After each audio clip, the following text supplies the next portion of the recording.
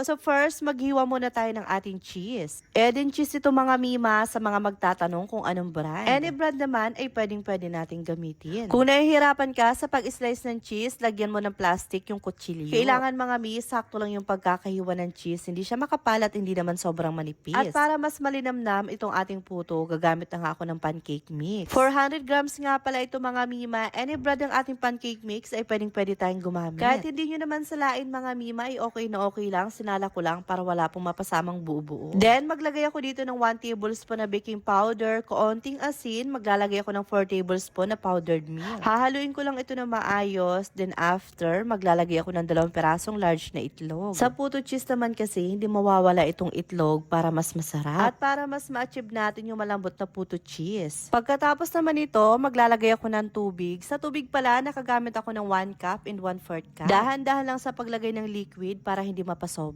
Then after, mag-add pa ako ng 1/3 cup na cooking oil. Hindi ko nga pala naipakita, nakapaglagay pala ako ng vanilla essence, mga 1 teaspoon. Haluin na maayos, then sa proseso na ito, hindi na natin kailangan pang ipagpahinga itong ating mixture. Dahil pagkatapos lang natin itong timplahin, pwede na po natin itong luto. Po pala itong puto mold lamang. Then make sure na kulong-kulo ang tubig, din yung apoy nasa high heat. I-steam po natin ito ng 7 minutes, yung cover kailangan na lagyan natin ng tela para hindi po matuluan ng tubig yung ating mga puto.